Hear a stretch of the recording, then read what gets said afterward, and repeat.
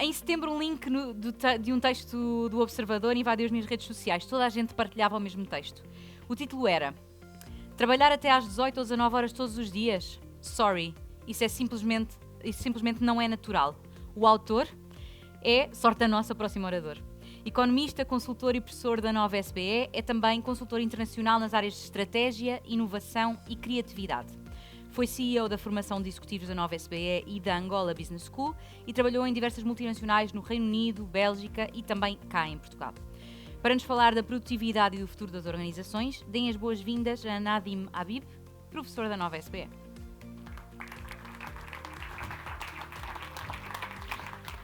Boa tarde a todos. É um prazer estar em Braga, porque cada vez que eu venho cá chove, por isso claramente estou a fazer qualquer coisa bem. Muito da minha área de investigação é o que eu chamo de paradoxo da gestão, que é, eu assisto a muitas conferências e vejo vídeos ou apresentações de comandos, e de um lado temos este mundo fantástico, maravilhoso, etc, etc, que leva a que eu tenha alunos de 18 anos que chegam à faculdade que me dizem que quero estudar gestão porque quero mudar o mundo. Eu fico nervoso, querem ser inspirados todos os dias pelos seus líderes, querem trabalhar com propósito, querem ter paixão.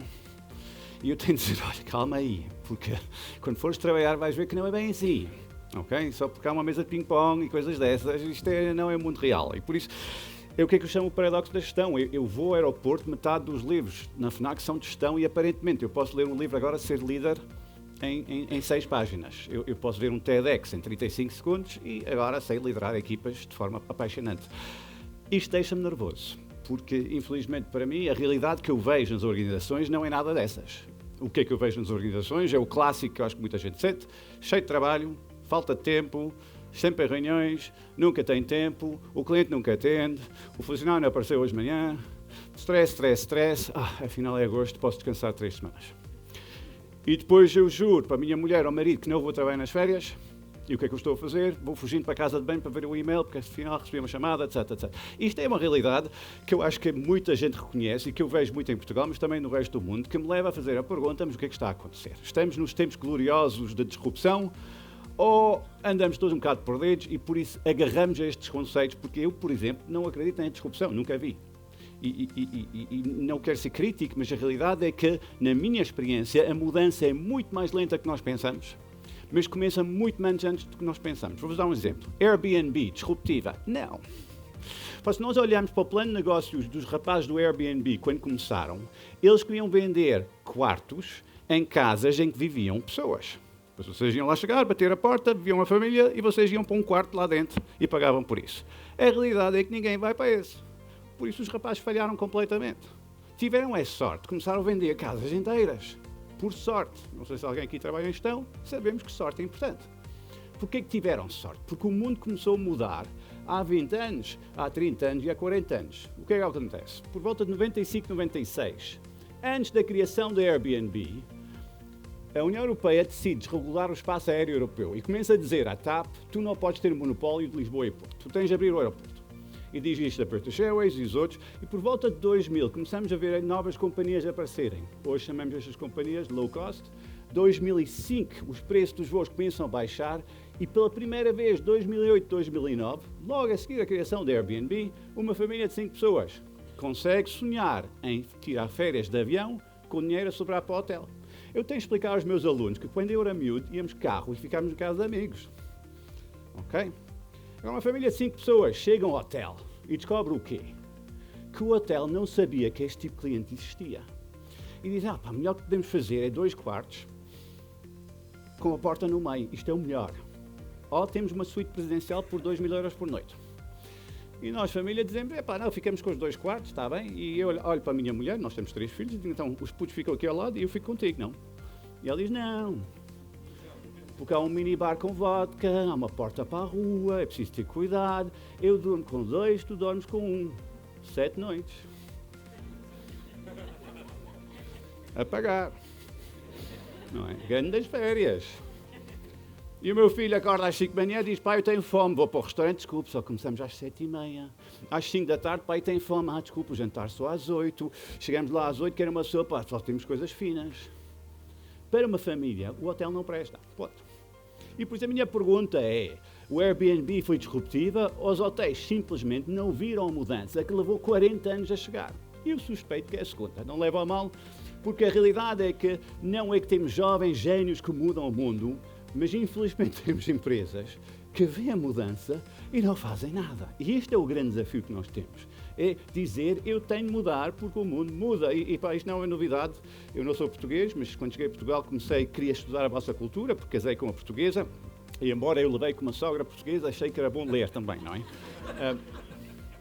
E a realidade é que li Camões, e Camões escreve o quê? Todo o mundo é composto por mudança. Por isso, há 477 anos um português já tinha dito que esta mudança é uma coisa permanente, isto não para. E por isso é natural. Mas quando nós olhamos para organizações portuguesas, começamos a perceber uma coisa.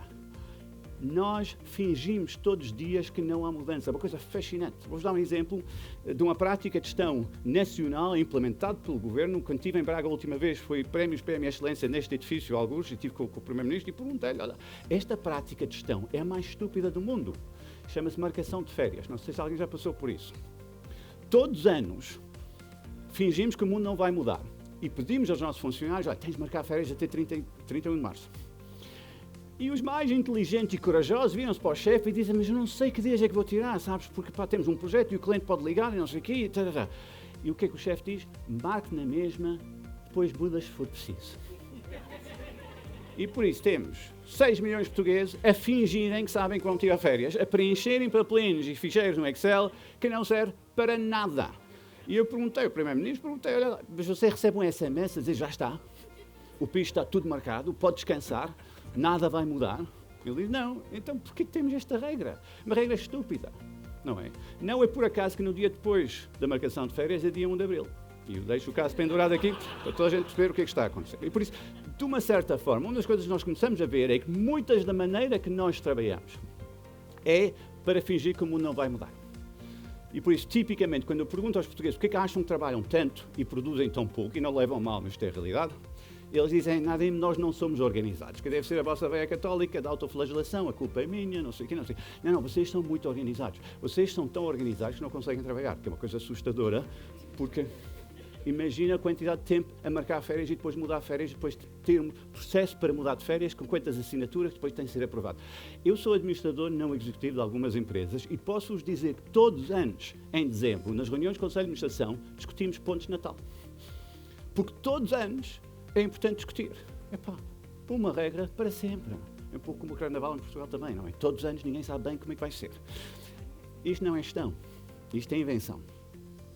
A segunda razão que pessoas nos dizem é mas a razão que nós trabalhamos muito é que nós não sabemos planear. E aí também discordo. Não sei se alguém aqui faz listas de coisas para fazer. Sim, não? Ninguém? Não se lembram? Ok, muito bem. 3 pessoas. Fantástico. Quem aqui consegue sempre completar a lista? Ninguém. Muito bem. Ok. Mas continuam, não é? Chama-se religião. Muito bem. Porquê? O que é uma lista? Uma lista é um plano. Os mais idealistas, aqueles jovens que começaram a trabalhar a semana passada, todos citados, não compram um caderno novo e vão para casa no domingo à noite e dizem, vou planear a minha semana. Os mais velhos já desistiram, mas aqueles mais novos, não é?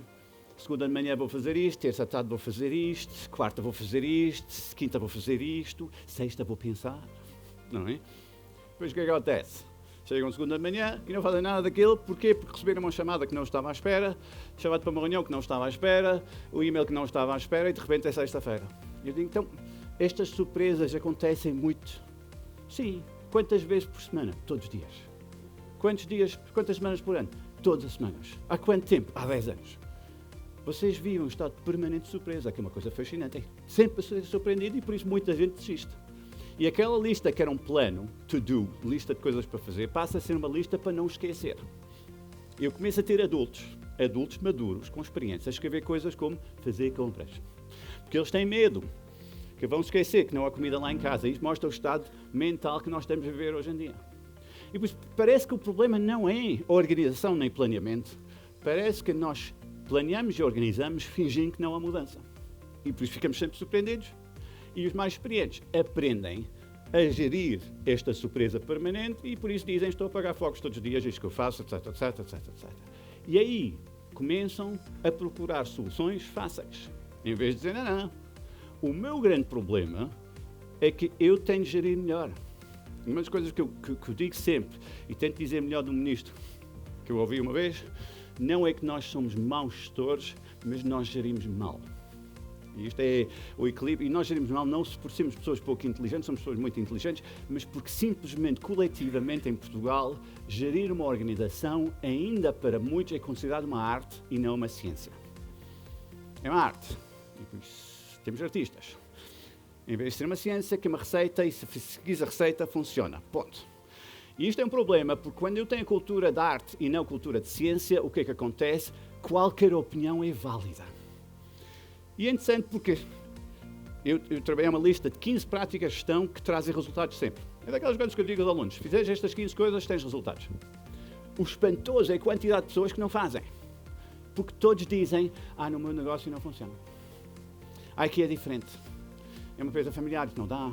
Temos pessoas muito novas, isto não dá. Temos clientes muito velhos, isto não dá. Eu digo, não dá.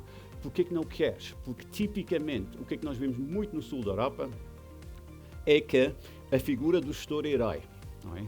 Eu sou um grande gestor. Se olharmos para os grandes heróis de Portugal nos últimos 20 ou 30 anos, muitos são grandes empresários. Há esta lógica de, se eu gerir bem uma empresa, sou um herói. Em vez de dizer, tive sorte. Também, não é? Um gestor herói não pode ser herói se ele seguir a receita. Não é? A minha mulher comprou uma Bimby e a Bimby faz bolo de chocolate, que é uma coisa porreira, porque eu não sei cozinhar e por isso agora carrego nos botões, aquilo sai tudo, mete no forno, pum! Meus amigos vêm jantar, eu sirvo bolo de chocolate. E ficam impressionados comigo. Mas a minha mulher é portuguesa, por isso ela diz, foi a Bimby. E eles ficam desapontados e dizem, vocês são estúpidos. Vocês querem um herói cozinheiro ou querem um bom bolo de chocolate? Pá? Vocês querem um bom salário ou querem um herói gestor? Vocês querem uma carreira como deve ser ou querem um herói gestor? Porque o herói é 1 em cada 50. Um bom cozinheiro é 49 em 50.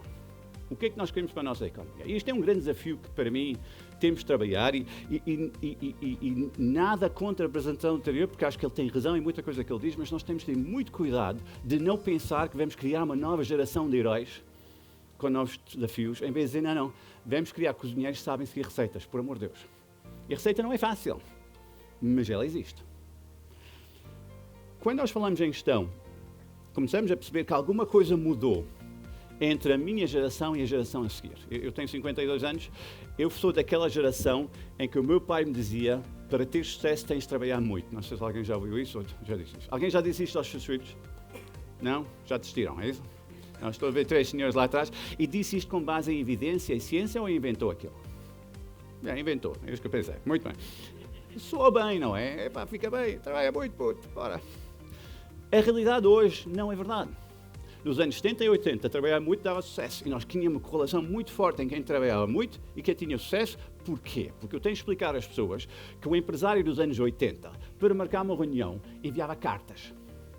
E depois recebia respostas. E depois aquela reunião tinha que correr bem porque ele fazia uma viagem que custava muito dinheiro. Hoje em dia, eu mando 40 mil cartas em 2 segundos chamada e-mail.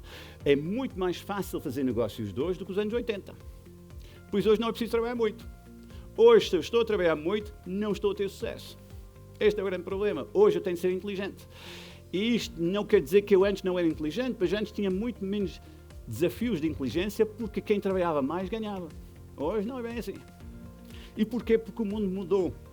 Mas como eu já disse, o mundo não mudou ano passado, nem nos anos 90, o mundo mudou nos anos 60. E nós só hoje estamos a perceber o que é que mudou. E deixa-me explicar. Alguém sabe quando é que foi escrito o primeiro livro de gestão? Não? Ninguém? Toda a gente sabe, não querem dizer. Muito bem. 1911. Por isso nós estamos a falar de uma ciência muito nova. 1911 não é muito tempo. Nós temos 100 anos. Eu quando dou aulas na faculdade, digo sempre aos alunos, olha, isto não é medicina, isto não é direito. Eles têm 4.000 anos, 5.000 anos. Nós aqui é 100 anos. Por isso é uma ciência, mas estamos ainda a aprender. Em 1911, um senhor chamado Frederick Taylor escreveu um livro chamado Os Princípios da Gestão Científica, e recomendo vivamente a leitura, porque é o primeiro livro de gestão alguma vez escrito. E vale a pena ler para perceber como é que isto tudo começou. Porquê? Porque na altura estávamos a unir homens em edifícios, chamados fábricas, pela primeira vez, por causa da tecnologia, e quando os donos disseram, quem é que vai gerir estes homens todos, tinham de encontrar alguém. E tipicamente quem é que eles encontravam? Militares, porque os militares eram os únicos que tinham experiência para gerir homens, infelizmente, podem calcular, técnicas de motivação ligeiramente duvidosas, não é? Criou uma série de problemas na nossa economia que levou, por exemplo, a Rainha Vitória, no Reino Unido, a legislar contra o trabalho infantil, limitando a 12 horas por dia. Não é? E nós começamos a falar em férias obrigatórias, salários mínimos, etc, etc, etc, etc. E por isso o Frederick Taylor disse, tem de haver melhor maneira de gerir estas pessoas todas, este processo, e o Taylorismo nasceu. Acho que toda a gente já ouviu falar no Taylorismo, etc. Que era basicamente dividir o trabalho, distribuir o trabalho e aumentar o quê? A produtividade, porque isto ia gerar enormes riquezas para toda a gente. O problema é que eu comecei a trabalhar no Taylorismo e eu suspeito que 90% das organizações portuguesas também. Porquê? Porque o Taylorismo está baseado em 3 ou 4 fatores que infelizmente não existem hoje. 1911, Estados Unidos, menos de 3% da população tinha um ensino básico completo. Ou seja, 97% dos nossos trabalhadores são literalmente ignorantes. E por isso o que vai acontecer? Se eu estou a imaginar um mundo em que o trabalhador é ignorante, é óbvio que eu, gestor, acho que eu sou a única pessoa que sabe tudo. E vou desenhar uma organização muito baseada em mim, como chefe, e toda a gente tem que vir ter comigo para eu decidir tudo. Uma hierarquia muito rígida, em que a diferença entre níveis é baseada em conhecimento. E por isso, se eu sou o teu chefe, sei mais que tu. Ponto. E o que é que eu queria do trabalhador? Em 1911, e às vezes sinto isto hoje, eu queria 2 coisas. Primeiro, o que é que ele aparece? Mas começamos a ver muito cedo no ciclo taylorista contratos de trabalho baseados em troca de horas por dinheiro. E eu acho que a maioria das pessoas em Portugal continuam a ter contratos de trabalho que dizem que tens de trabalhar X horas por dia, pois ninguém mede aquilo, mas está lá escrito, tens de trabalhar 8 horas por dia. Que eu entendo quando era trabalho físico. Não faz sentido nenhum quando é trabalho mental, porque ninguém sai do escritório e desliga. Há muita gente aqui que trabalha no carro. E há muita gente que não trabalha no escritório. Vocês não, vocês são especiais, mas pessoas lá fora, não é? Vocês são fantásticos. Há muita gente que trabalha quando acorda, pensa no trabalho. Há muita gente que não consegue dormir porque está a pensar no trabalho. E se eu perguntar aqui, quantas pessoas aqui na sala pensaram ou trabalharam durante as férias do ano passado? Mãos no ar. 80, 90%. No entanto, continuamos a contar as férias. Temos medo que vocês vão abusar. Não é? Que mostra um pouco a realidade estranha que nós vivemos, é que, não, é melhor contar, porque senão os gajos não aparecem. Que é ridículo, porque vocês trabalham nas férias, às vezes não trabalham no escritório, e isto é normal. Mas os primeiros contratos de trabalho do Taylorismo continuam até hoje são esses. A segunda dimensão da relação laboral é ainda mais dolorosa. Dado que o trabalhador era ignorante, o que é que eu quero dele? Simples, obediência. Obedece o que é que estou a te pedir. Tu não és inteligente, eu é que sei, tu tens de fazer.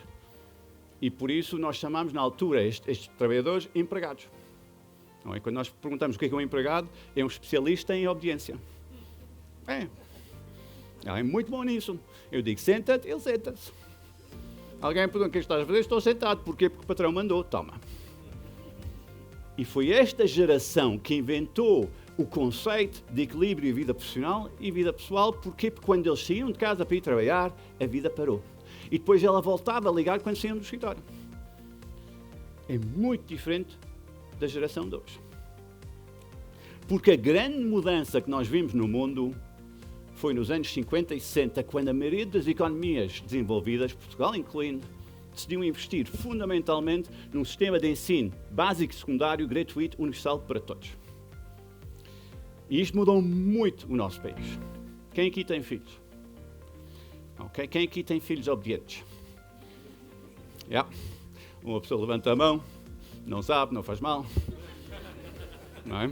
Não faz mal, sente bem. Há uma senhora lá atrás que está a dizer assim, mais ou menos, depende do dia e do suborno, sim ou não? Muito bem. Ok, já negociou com os seus filhos? Se está a negociar, não manda nada, já percebeu, não é? Ok, muito bem. Porquê que os vossos filhos não são obedientes? Porque vocês cometeram um erro crasso. Deram educação. Quando nós educamos um ser humano, ele aprende uma palavra horrível que é porquê? Porquê? Porque ele é ensinado na escola e pelos pais que só faz as coisas se fizerem sentido, sim ou não? E o que é que nós não nos apercebemos é que paramos de criar empregados.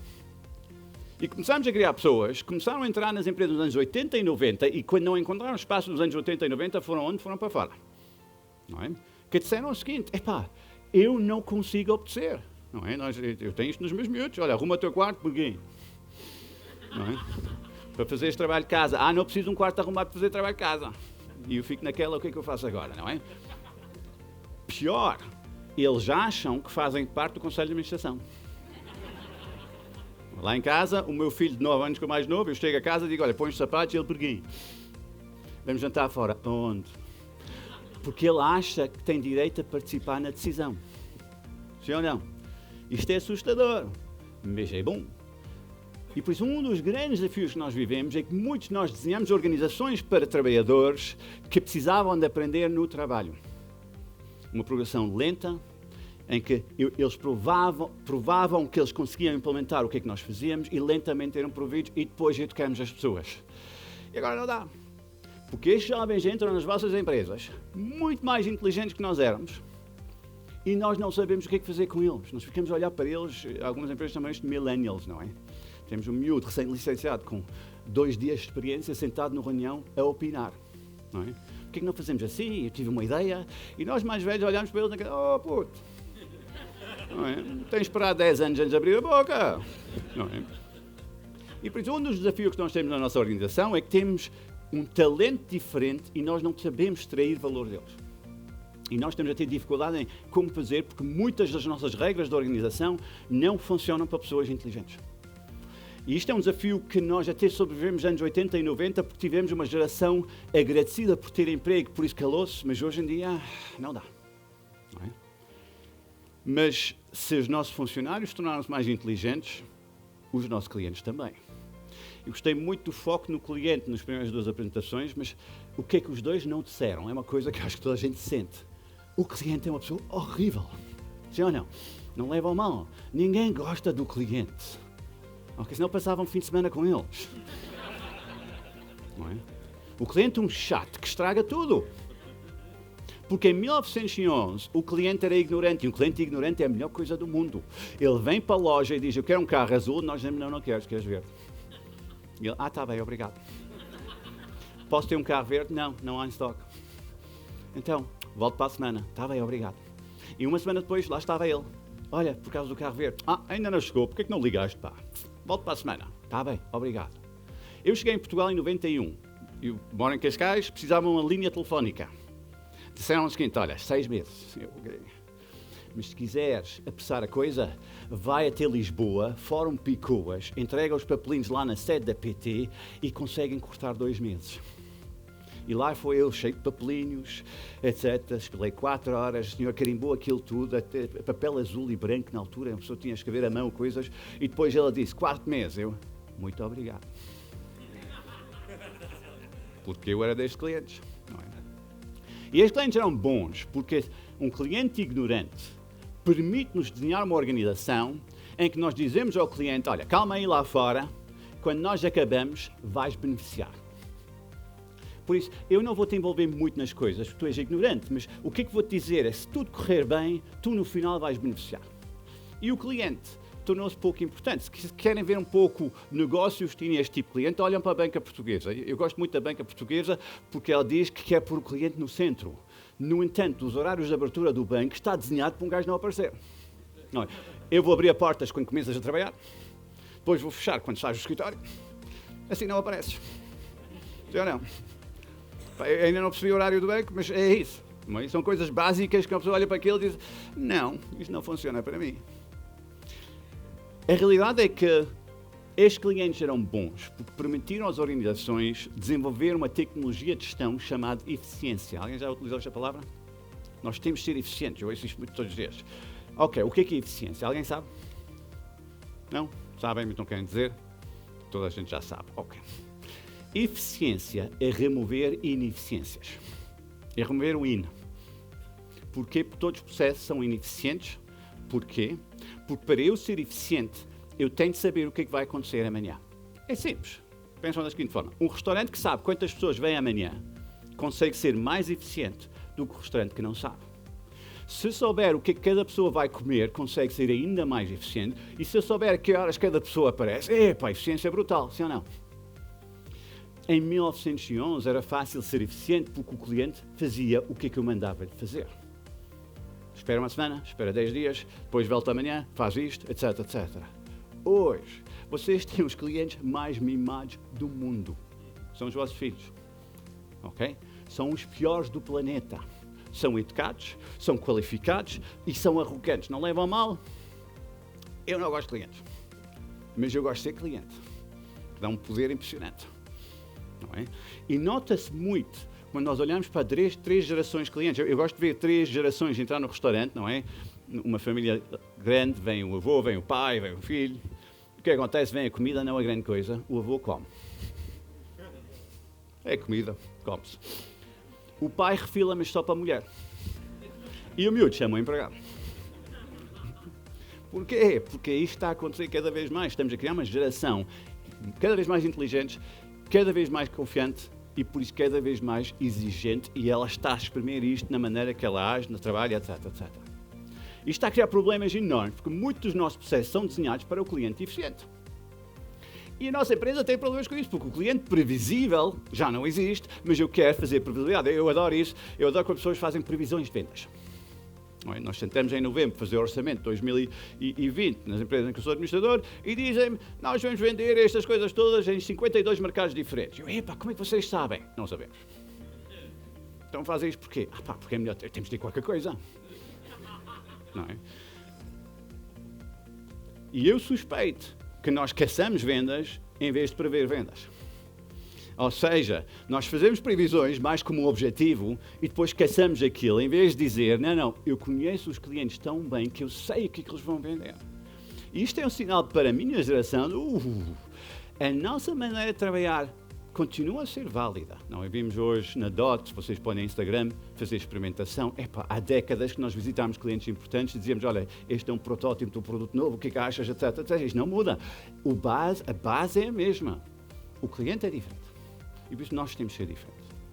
E aí começamos a ver negócios que estão a mudar profundamente. Eu acho que um bom exemplo disto é a restauração. Se pensarem bem, são negócios que têm clientes cada vez mais exigentes. Não, os vossos filhos foram ao restaurante muito mais vezes que vocês foram e muito mais dos avós deles. E por isso hoje em dia nós vemos miúdos de 9 anos entrar no restaurante percebendo tudo daquilo, é o dono daquilo, percebe que eles vão entregar uma emenda, percebe tudo. Não é? E o que é que acontece? E é fascinante ver. Miúdos de 18, 22 anos, miúdos adultos, jovens adultos, hoje em dia acham que têm direito a fazer coisas que nós nunca fazíamos. O empregado vem com o catálogo de produtos da empresa, não é? Chama-se emenda, não é? E o jovem hoje em dia customiza. Diz, olha, eu quero o bife, mas não quero arroz, quero batatas. Mas quero sem sal. E depois quero uma salada só com alface e tomate e balsâmico. E quero tudo ao mesmo tempo. E nós velhotes olhar para ele, tipo, pô, não é? E o que é que o empregado diz? Ele não diz, não, isto é customização, vai custar mais dinheiro. Ele não diz, isto vai levar mais tempo, vou ter de ver com o chefe, pode-me enviar um e-mail. Não, nada disso. Ele diz, sim, porque ele sabe que ele não tem opção. Mas é pior, no final da refeição, o vosso filho chama o empregado e diz, olha, o bife estava duro. E o que é que o empregado hoje em dia faz? Retira o prato, pergunta se não quer outra coisa. E se nós dissemos não, ele não cobra o bife. Ele efetivamente dá um desconto ao cliente de 15 euros no momento, sem pedir ao chefe, sem pedir autorização, sem pedir comprovativo do NIB, sem mandar para o laboratório, sem dizer que a área financeira vai entrar em contato consigo daqui a 3 semanas. E quem está em vendas sabe que isto é o problema da maioria das nossas organizações hoje. É que eles não estão desenhados para este novo cliente, estão desenhados para o cliente passivo e quem está na venda está a ser exprimido dos dois lados a dizer eu tenho um cliente exigente, eu tenho uma empresa que não quer saber. Eu adoro aquelas empresas que dizem ao vendedor, tens a explicar ao cliente. Oh rapaz, o cliente já sabe. Ele sabe mais do que nós, porque ele contratou nós no ano passado. E por isso o mundo mudou profundamente. Agora, para isso temos de voltar aos básicos. O Taylor definiu o básico e o básico continua válido. Qual é o papel de um gestor? Porquê que eu preciso de um gestor? E agora temos problemas, porque quando eu pergunto a pessoas, como pessoas nesta sala, porquê que eu preciso de um gestor, a maioria das pessoas da minha geração dizem para organizar a malta, para coordenar as pessoas. E eu, cuidado. Porque eu tenho a minha filha mais nova tem 12 anos. Ela faz trabalhos de grupo para a escola, em que ela faz com 4 colegas para uma turma, para uma cadeira, com 3 outros colegas para outra turma, e ela não tem nenhum chefe que todas as segundas-feiras faz reuniões de ponto de situação. 12 anos eu organizo isso. Eu tenho miúdos da minha faculdade com 18 anos que fazem 7 cadeiras, trabalho de grupo em cada uma delas e não é preciso ninguém a coordenar a malta. Por isso, qual é o nosso papel? Quando o trabalhador é ignorante, o nosso papel é ter reuniões todas as segundas-feiras, fazer ponto de situação. Hoje em dia, qual é o nosso papel? O nosso papel mudou. Agora tem boa notícia e uma má notícia. Precisamos de gestores. Boa notícia. Má notícia. Precisamos de gestores que fazem coisas diferentes que nós fazíamos antigamente. Porquê que precisamos de um gestor? Simples. Uma organização tipicamente está sujeita à pressão de 3 grandes grupos de stakeholders. Primeiro são os acionistas. O que é que os acionistas querem? Dinheiro. Mas não só querem dinheiro de forma altamente previsível. E eles dizem, em novembro, o que é que vais produzir em 2020. E nós fingimos, conseguimos prever o futuro. E dizer, olha, vamos vender mais 5% e os lucros vão subir mais X%. E depois pensamos o quê? Porque quando eu prometo previsibilidade a alguém, eu vou ter de absorver toda a instabilidade. Isto é duro para um gestor. Do outro lado, temos funcionários. O que é que eles querem? Sim, querem tudo que o dinheiro compra. Okay? Os alunos têm dificuldade de perceber isso. É tudo dinheiro. Eles dizem, não é dinheiro. É. Queres tempo livre, custa dinheiro. Queres um chefe que tem mais tempo para estar contigo, custa dinheiro. Queres um curso de formação, custa dinheiro. Tudo isso custa dinheiro.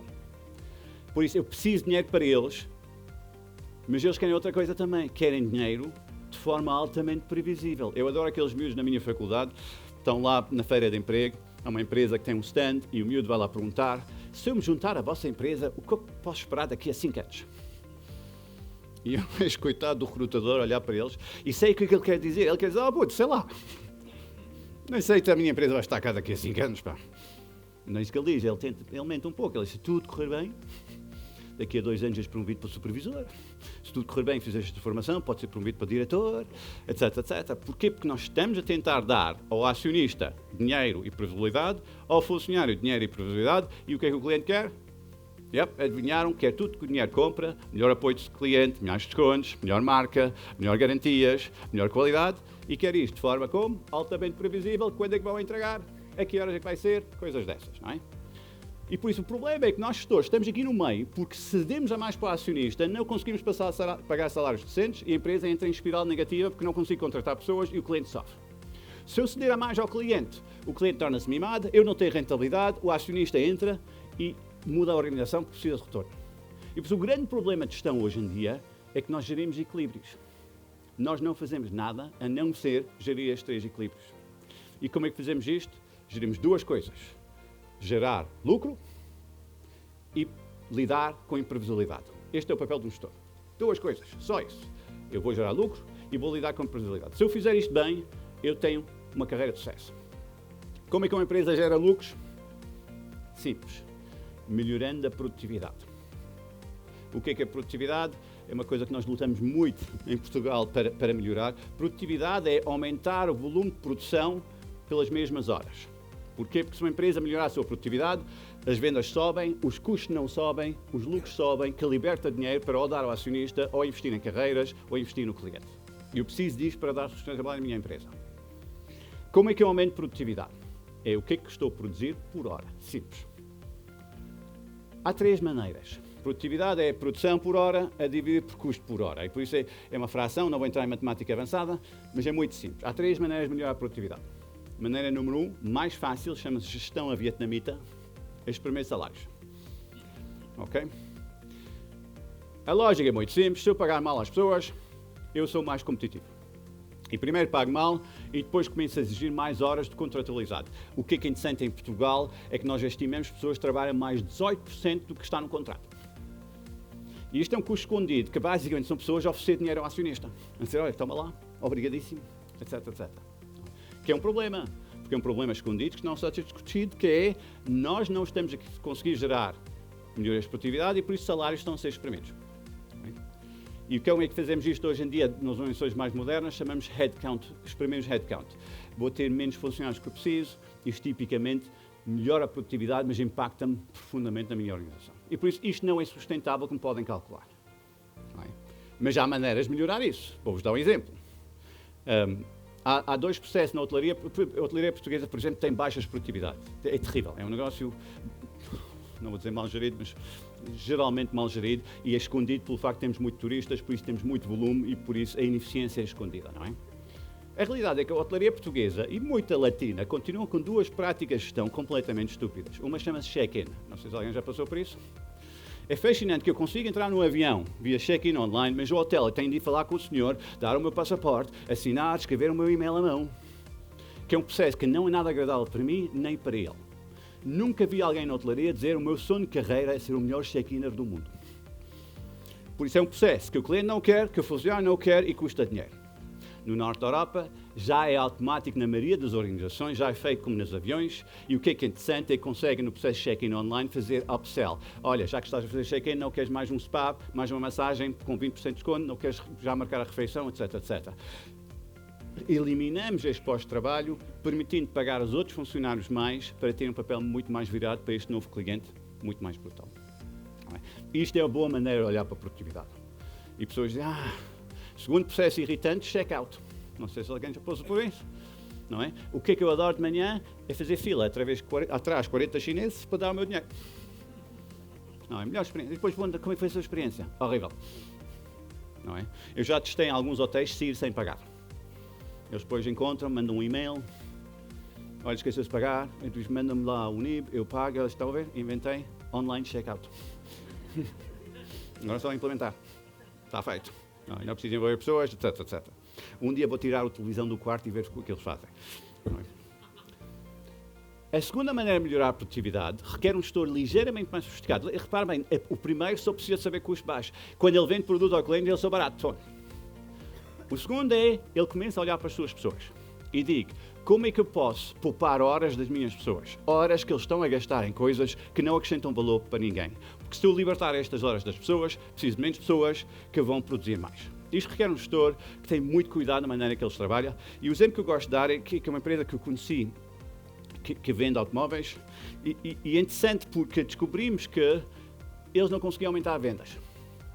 Um vendedor, em média, vendia 7 ou 8 carros por mês, quando tipicamente o melhor na sua categoria era 12, 13. E nós não sabíamos muito bem o que estava a acontecer. A empresa decidiu fazer uma campanha de marketing digital que não resultou em nada, começou a fazer formação aos vendedores que não resultou em nada, até os nossos alunos seguirem alguns dos vendedores e apontarem as horas todas que eles gastaram. E foi fascinante. Descobrimos uma coisa. Esta empresa tinha um sistema de ERP, de software, tão mau, que quando o vendedor vendia um carro novo, ele não sabia quando é que ia ser entregue ao cliente. E por isso muitos inventaram. E depois passavam horas a caçar carros já vendidos, ligar para o importador, quando é que ele chega, chatear a oficina para limpar o carro, porque vem o cliente, ou lidar com o cliente. Nós calculamos que um vendedor que estava 38% do seu tempo a lidar com o cliente, com carros já vendidos. E por isso era óbvio. A maneira que um bom gestor aumenta vendas é melhorando a produtividade da equipa, removendo funções estúpidas. É olhar para dentro com muito mais cuidado. E isto não é fácil, porque estamos habituados à primeira, que é baixo custo, passar para esta já é uma transição difícil. E a terceira, e provavelmente a melhor maneira de o fazer, é aumentar preço. As pessoas dizem, aumentar preço? Sim, aumentar preço. Melhor maneira é melhorar a produtividade, aumentar preço. Não consigo. Exato. Porque quer dizer que eu tenho de aprender a investir em coisas que têm a ver com o meu cliente, que não é onde é que eu estou habituado a fazer as coisas. E é interessante, porque eu sou meio dinamarquês, e na Dinamarca uma empresa chamada Lego. Não sei se alguém conhece a Lego. A Lego trabalha na Dinamarca, em que sabem qual é o salário médio na Dinamarca? 4.800 euros por mês. Por isso, consegue imaginar que eu não vou ter ninguém a fazer pouco. Por 4.800 euros é melhor produzirem muito, não é? E por isso, a única maneira de fazer isto é fazer o quê? É aumentar o preço. E isto que a Lego fez, construiu uma marca fortíssima, investiu muito em marketing, que é difícil para muitos de nós, porque investimento em coisas que eu não vejo, em relação com o cliente, é conhecimento do cliente, é marca, coisas que para mim são difíceis. Eu gosto de edifícios, gosto de carros, gosto de máquinas, porque a geração Taylorista é muito baseada nisso. Que faz o quê? Faz com que nós conseguimos aumentar o preço sem perder clientes. A maioria de vocês gasta 50, 60, 70 euros a comprar Legos para os vossos putos e vocês sabem que é estupidamente caro. Mas depois autoconvencem-se que isto é bom porque ele vai ser engenheiro, coisas dessas, não é? Ou não? Isto vai durar uma vida inteira e por isso vocês têm caixas de Lego lá em casa que os putos nunca mais brincam, só uma vez, etc, etc. 60 euros por hora, calculei. É? Há babysitters muito mais baratos. Mas isto é a transição que estamos a fazer. Mas estamos a fazer isso numa altura em que temos clientes muito mais exigentes, mas a boa notícia é funcionários muito mais inteligentes. E não somos nós que vamos fazer esta mudança, são eles. E este é o grande desafio para um gestor hoje em dia. A coisa piorou há uns 10 anos, quando começou a aparecer o que nós chamamos de transformação digital.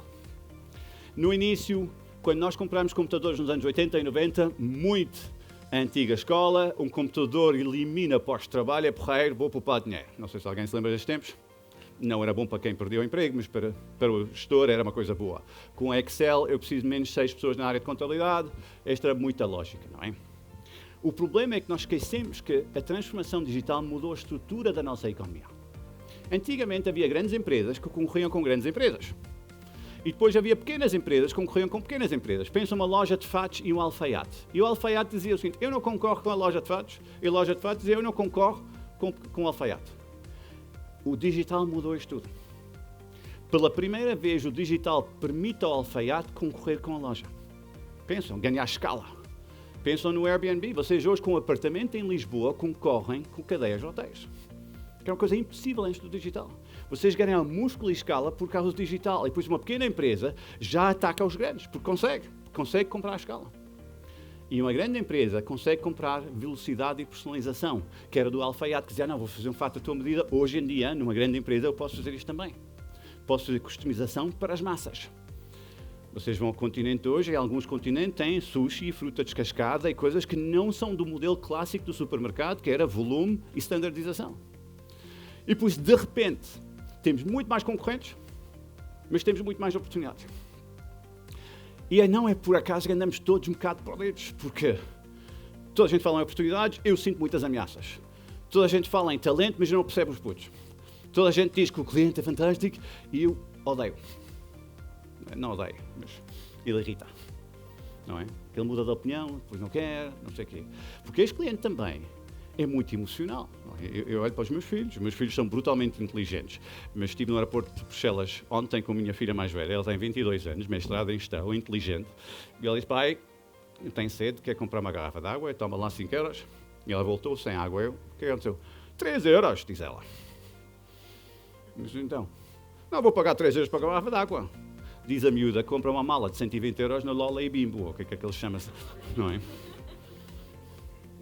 A minha filha é inteligente, como vocês, não é? Entra no continente, compra cerveja marca própria para poupar 7 cêntimos e depois compra um Apple iPhone 11 Plus Pro por 1.200 euros. Não é? A minha sogra é dessas também. São pessoas inteligentes, mas estúpidos. Ok? Ela não vai conseguir gravar.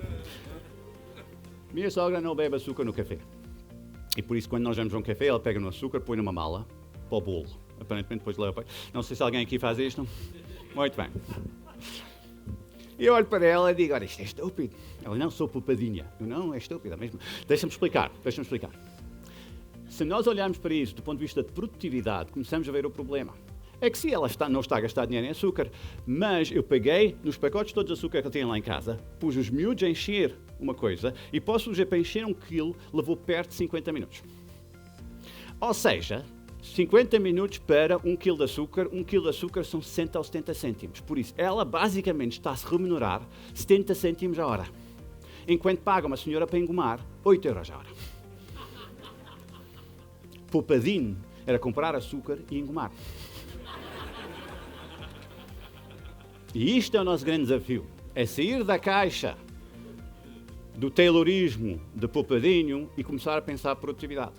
É dizer, cada hora que eu gasto nisto, não estou a gastar noutra coisa, e o grande problema é que eu tenho opções de gastar as horas na minha organização, e por isso eu tenho que escolher bem onde é que eu gasto o meu tempo. Minha mulher é a mesma coisa, minha mulher adora os descontos do supermercado, não é? É daquelas, hoje temos lá ir hoje, que é 10% hoje, não sei o quê. Ela dá-me talões da Galp, não sei se alguém tem aqueles, e eu não uso, e ela fica zangada comigo: pá, amor, isto não é dinheiro. E não é. Mas é, não é. Porque o que é interessante é que poupar 10% no Pingo Doce ou no Continente não é dinheiro, não levam mal. Hoje há um debate na TSF hoje de manhã sobre a IVA da eletricidade, que uma família pode poupar 90 euros ano. São 6 caipirinhas, pá. Hello. Queres poupar 90 euros ano? Eu tenho 50 milhões de maneiras de fazer do que debater o IVA da eletricidade. Ok? A realidade é que A minha mulher ficou tão zangada comigo porque eu não ligava aos descontos que ela trouxe um artigo da Visão que dizia que uma família de 4 pessoas consegue poupar 800 euros ano se comprar com grande cuidado. 800 euros é dinheiro?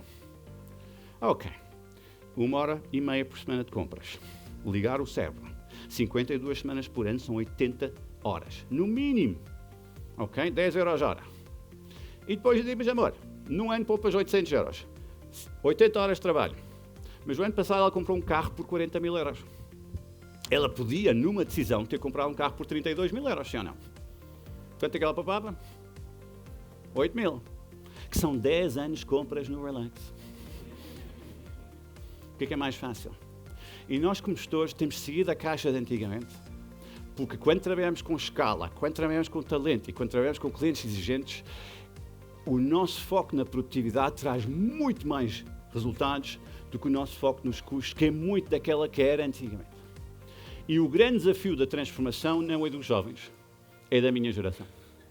E é doloroso porque para nós é uma mudança de identidade.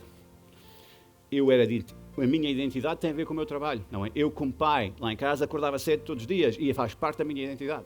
Eu trabalho muito todos os dias. E o choque de gerações que Portugal está a viver tem a ver com a identidade. Uma geração que diz, eu quero participar na gestão, e uma geração que diz, não, espera aí, não é assim que se faz as coisas, porque sempre fizemos dessa forma, etc, etc. E por isso eu não gosto de falar em transformação digital, que são ferramentas, eu gosto de falar em transformação organizacional. Como é que transformamos a maneira que gerimos a nossa organização para permitir que as ferramentas de gestão e o novo talento consigam aumentar a produtividade? E para isso temos de mudar as funções dentro da empresa. Temos de pegar na experiência e dizer que a experiência traz o quê? A capacidade analítica e pensamento. Quem tem experiência não precisa trabalhar muito, precisa pensar muito. Quem tem juventude precisa trabalhar muito porque não sabe pensar. Não levam a mal, mas é verdade. E fazem PowerPoints muito melhor do que mim e Excel. E gostam de trabalhar até às 5 da manhã. Não é? E este é um mix que precisamos. Precisamos recrutar muito mais pessoas novas que nos libertam para pensar, para olhar para o cliente, para pensar caminhos do cliente e para pegar em toda a nossa expertise e 20 ou 30 anos de experiência dizer eu ainda sei melhor o que é que o cliente quer, porque é verdade. É fácil? Não. É uma transformação muito, muito dolorosa para muita gente. E por isso, só para acabar, uma citação do Hemingway que eu adoro. O velho Omar há uma personalidade que declara falência e outro pergunta-lhe como é que foste para a falência? Ele, de 2 formas, gradualmente e de repente. Na minha experiência, o que é que os jovens esqueçam-se é que o sucesso, tipicamente, é gradual. Mas só notamos nela quando ela aparece de repente. Porque quando eu estudo empresas de grande sucesso e pergunto o que é que vocês fizeram, não há um único rasgo de gênio. Dizem, olha, nós acordamos todos os dias e fizemos as coisas bem. Questionamos, olhamos para a produtividade, dia após dia montamos uma empresa brutalmente organizada e um dia começamos a ter sucesso. O falhança é a mesma coisa. A crise não mata empresas. A crise mata empresas que dia após dia recusam-se fazer isto e tornam-se tão frágeis que quando vem um choque externo, morrem. A nossa obrigação é trabalhar o gradualmente, porque assim vamos ter o de repente. E às vezes o meu receio na transformação digital é que falamos muito no de repente e andamos à procura da solução mágica, quando a solução sempre foi a mesma em 1950, 60, 70, 80. É construir uma equipa forte, que entende o cliente e consegue focar a sua energia nesta lógica. O meu irmão tem uma empresa na Suíça e compra equipamento, ele basicamente trabalha, monta fábricas, etc, etc. E compra equipamento em todo o mundo. E ele começou a trabalhar com uma empresa portuguesa, da Aveiro. Ele disse, eu adoro aquela empresa, porque cada vez, 3 em 3 meses, o dono da empresa vem à Suíça falar comigo e ele nem fala inglês, nem francês. Traz um jovem tradutor com ele. E quando eu digo que há um problema, ele diz, vou reparar. E depois pergunta-me como é que vê o negócio a mudar, como é que... E eu vejo neste homem alguém interessado em continuamente melhorar a sua empresa, gradualmente dia após dia. Não é o PowerPoint, não é a marca, são as pequenas coisas. Eu acho que todos nós temos a obrigação de trabalhar isto na nossa organização e temos a obrigação de trabalhar isto com os jovens e um dia, quem sabe, com os nossos filhos, mas eles não ouvem, por isso não vale a pena. Da minha parte é tudo. Muito obrigado pela vossa atenção.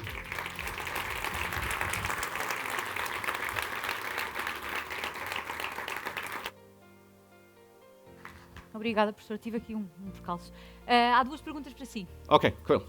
A primeira é, não acha que planear nos direciona para o foco, para o objetivo? Sim. Ok. A pergunta é aquela traiçoeira. O planeamento ajuda-nos a focar no objetivo? Sim, senhora, é o tipo de planeamento. Dizer o seguinte, repara bem, a minha geração aprendeu que o papel do gestor era prever o futuro. Okay? Por isso, o que é que tentámos fazer todos nós? Prever o futuro e depois optimizar uma estrutura para entregar o futuro. Por isso, temos previsões de vendas por país, coisas dessas, e depois alocávamos recursos às pessoas de acordo com as previsões, e assim que o mundo funcionava. De certeza que a banca, e a Norgarante também, quando dão empréstimos, olham para previsões futuras, etc, etc. Hoje em dia, o que é que nós estamos a ver é, o meu papel como gestor não é prever o futuro. E por isso, planeamento muda. O meu papel é construir equipas capazes de lidar com qualquer futuro. Pois o meu foco como gestor vira-se para dentro, é planear o seguinte, que tipo de talento é que eu preciso, onde é que vou buscar e o que é que vou fazer. E aí é a minha aflição em muitas empresas portuguesas, quando precisamos de talento, tipicamente é tarde demais, olhamos para os currículos que nós temos e aceitamos o menos mau. Em vez de desenhar os perfeitos e andar à procura deles. E isto é onde é que os líderes têm de planear a sua vida hoje em dia. Porque é super de repente, não é? Era aquilo que estava a falar, é tudo de repente, não é nada. É tudo de repente, em vez de dizer o seguinte, se eu contratar as pessoas certas hoje, perdendo dinheiro com eles, mas investindo na sua formação, etc., daqui a 5 anos, um dia vou acordar e vou ter 5 vezes mais vendas. Isto é a realidade. Segunda pergunta. Qual a sua sugestão para ultrapassar os obstáculos criados pelas hierarquias nas empresas que limitam as novas ideias, limitam a capacidade de atuação e até os níveis de produtividade? Sim, isto é alguém mais novo a falar, claramente, não é? A frase mais típica, a pessoa tem logo o meu chefe, está bem. Deixa-me só explicar uma coisa. Um dos grandes desafios que as pessoas por baixo das hierarquias têm é que eles acham que têm muitas soluções, que eles sabem resolver problemas. Eu digo, sim senhora, os jovens sabem resolver problemas, são os melhores do mundo a resolver problemas. O problema é que eles não sabem qual é o problema. Não é? E por isso eles inventam problemas para resolver. E por isso, o que é que nós precisamos muitas vezes e uma pessoa mais experiente, tipicamente, o que eu gosto de pessoas experientes é que quando vem um problema, eles muitas vezes já viram antes e por isso sabem qual é a origem, etc, etc. Isto em gestão chama-se pensamento estratégico. Pensamento estratégico é perceber a origem do desafio e não tanto o sintoma, não é? Tipicamente, o miúdo com febre, posso dar aspirina, mas se ele tiver uma infecção, vai voltar. Um gestor sénior sabe isso.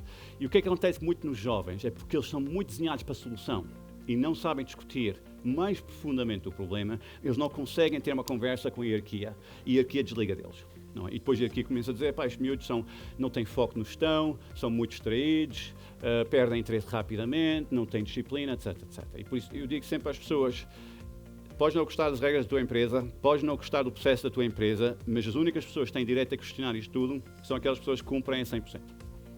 Por isso, o que é que eu digo aos meus filhos, o que é que eu digo aos meus alunos, é trabalhar com enorme disciplina, entrega tudo, torna-te previsível para o teu chefe e ele vai-te ouvir. Se queres ser disruptivo para o teu chefe, ele vai para casa todos os dias dizer não sei o que fazer com aquele puto. Isto é a realidade. Muito bem, muito obrigada. Obrigado, eu. Sim. Só queria fazer um Sim. comentário. Parabéns, antes de mais, pela sua apresentação, foi fantástica. E cada vez que falava dos seus filhos, eu também me lembrava dos meus filhos. E o meu filho diz que não precisa estudar. Já. Só precisa de ter ideia, depois vai contratar as pessoas que já estudaram. Mas nós temos muito. Eu tive uma situação horrível o ano passado. Uma mãe ligou-me porque o filho dela teve a melhor nota de Portugal no 12º ano. E ela ligou preocupada? Sim, porque ele não quer ir para a faculdade. Porque ele acha que o Jack Ma da Alibaba não estudou, porque esta gente não estudou, etc, etc. E eu tive de falar com ele e dizer, pá, tu és estúpido. Tu és literalmente estúpido. Porque se fores inteligente, percebes que a tua inteligência precisa de uma rede e a tua rede é construída estudante, que vais conhecendo cada vez mais pessoas, etc, etc. Fizeres hoje isto, tu daqui a 10 anos vais ter um emprego que vais odiar e vais estar zangado para o resto da vida. E este é o grande problema dos jovens hoje em dia, é que nós perdemos a noção da disciplina. Não é trabalhar muito, é trabalhar focado e com disciplina, não é? E por isso eu digo sempre às pessoas que eu tento explicar às pessoas isto. Nós temos uma economia de relação, não é? Ouvimos isto hoje, a DOT, é tudo relações, é muito importante. Eu digo, o que é que faz uma relação funcionar? Não é? É casado ou não? Não, não sou. Ok, alguém é casado aqui? Sim? Lembram-se? Ainda? Muito bem. A taxa é baixa hoje em dia. Porque... Não. Qualquer homem acima de 45 anos, taylorista, eu pergunto, é casado há 20 anos? Ele sim. O que é que a tua mulher quer? Sei lá. Isto é o clássico, não é? Quando são honestos, não é? Não sei bem... Eu acho que ela quer felicidade, mas não tenho certeza, coisas dessas, não é? Porquê? Porque nós, tayloristas, não somos bons a trabalhar relações. Não é? Achamos que é flores e surpresa. Não é disciplina. Não é? É tornar-me altamente previsível para outra pessoa. Porque a outra pessoa está a lidar com tanta incerteza que quando eu sou previsível, a outra pessoa confia em mim. E por isso eu digo sempre aos jovens é que eles têm que ganhar a confiança das pessoas antes de terem o direito a opinar. Não, tu não tens direito a uma opinião. Mas eu tenho direito de falar. Não, não tens. Porque eu vou-te ouvir, mas vou-te ignorar. Tu, para seres ouvido a sério, tens de ter a disciplina de tornar-te previsível, que me permita-me dizer, eu conto contigo, agora quero ouvir a tua opinião. E por isso eu digo sempre aos jovens, pá, tens de entregar o mínimo possível, tens de entregar com disciplina. Pá. E se é às 9 da manhã, não é às 9h05. Não é? Tem miúdos que dizem, professor, é muito difícil acordar de manhã. Não, não é. Isto não é ciência nuclear, é despertador, abrir os olhos, sair da cama. Isto não é um algoritmo complexo, disruptivo. Isto é, não é? Obrigada, professor. Obrigado. Obrigada. Thank you, guys.